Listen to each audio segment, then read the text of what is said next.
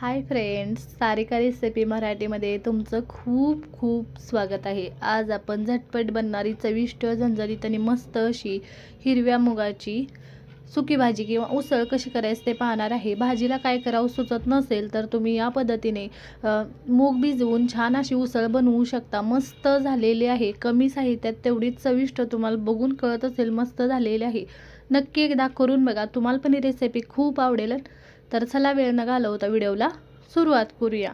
इथे बघा, सर्वप्रथम मी 1 वाटी भिजवलेले हिरवे मूग घेतलेले आहेत, छान भिजलेले आहेत मऊसूद। आता कमी साहित्यात छान अशी भाजी बनवणार आहे, त्यासाठी मी इथे 1 मोठा कांदा बारीक कट करून घेतलेला आहे, कढीपत्ता आणि कोथिंबीर पण मी कट करून घेतलेली आहे। सर्वप्रथम आपण मूग आपल्याला भाजून घ्यायचे आहेत। भाजून घेतले की भाजी एकदम चविष्ट छान अशी लागते, त्यामुळे चांगले आपल्याला भाजून घ्यायचे आहेत। इथे बघू शकताय मी मूग चांगले भाजून घेतलेले आहेत, इथे दिसत नाहीत पण छान भाजलेले आहेत। एकदम डाग पडेपर्यंत आपल्याला मूग भाजून घ्यायचे आहेत। इथे बघा, आता भाजी बनवणार आहे त्यासाठी मी कढई गरम करायला ठेवलेली आहे, त्यामध्ये 1 छोटी पळी तेल घातलेलं आहे। तेल गरम झालं की त्यामध्ये थोडीशी मोहरी, थोडंसं जिरे घालून घ्यायचे। जिरे मोहरी छान असे फुलले की त्यामध्ये कढीपत्ता घालायचा, छान चव लागते कढीपत्त्याने। कढीपत्ता इथे परतलेला आहे, त्यामध्येच मी बारीक चिरलेला कांदा घालून घेते आणि कांदा आपल्याला चांगला परतून घ्यायचा आहे। इथे बघा, छान असा मी कांदा परतून घेते। इथे आपला कांदा चांगला परतून झालेला आहे। आता त्यामध्ये आपण मसाले घालून घेऊया। जास्त आपण मसाले घालणार नाही, थोडीशी इथे बघा पाव चमचा हळद मी घालून घेते।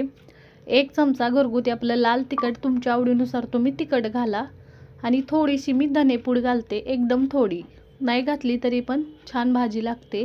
इथे हे मसाले मी मिक्स करून घेतलेले आहेत याच्यामध्ये, आणि याच्यामध्ये थोडीशी मी कोथिंबीर घालते, छान चव लागते बघा। कोथिंबीर घातली की फोडणीमध्ये मिक्स करून घेते आणि जे भाजलेले मूग आहे ते यामध्ये घालायचं आणि मूग घालून यामध्ये 2 मिनिटं परतून घ्यायचं, म्हणजे मसाल्यांचा फ्लेवर सगळा इथे याच्यामध्ये उतरतो। इथे बघू शकताय 2-3 मिनिटं मी परतून घेतलेलं आहे। आता त्यामध्ये शिजण्यापुरतं पाणी घालायचं, भाजी आपण सुकी बनवणार आहे त्यामुळे पाणी थोडंच घातलेलं आहे या पद्धतीने। इथे बघू शकता, आता चवीनुसार आपल्याला मीठ घालून घ्यायचं आहे। इथे मी मीठ घालून घेते, मिक्स करायचं मीठ घालून आणि छान अशी याला उकळी काढून घ्यायची। मी मिक्स करून घेतलेलं आहे, छान उकळी यायला लागलेली आहे। आता याच्यामध्ये आपण थोडंसं भाजलेल्या शेंगदाण्याचं कूट घालते, 3 ते 4 चमचे मी इथे कूट घालून घेते, तुमच्या आवडीनुसार तुम्ही घाला आणि मिक्स करून घ्यायचं। इथे मी घातलेलं आहे, मिक्स करून घेते बघा, आणि झाकण ठेवून आपल्याला ही भाजी छान शिजवून घ्यायची आहे। इथे मी झाकण ठेवलेलं आहे आणि 8 ते 10 मिनिटं चांगलं मी शिजवून घेते। गॅसची फ्लेम एकदम लो केली होती आणि 8 ते 10 मिनिटं चांगलं शिजवून घेतलेलं आहे। बघू शकताय तुम्ही, छान भाजी आपली तयार झालेली आहे। आता चेक करूया, एकदम मऊसूद असं हे शिजलेलं आहे। बघू शकताय छान अशी झटपट भाजी तयार झालेली आहे। आता फोडणीमध्ये आपण कोथिंबीर घातलेलीच आहे, पण शेवटी घालायची, मस्त चव लागते बघा।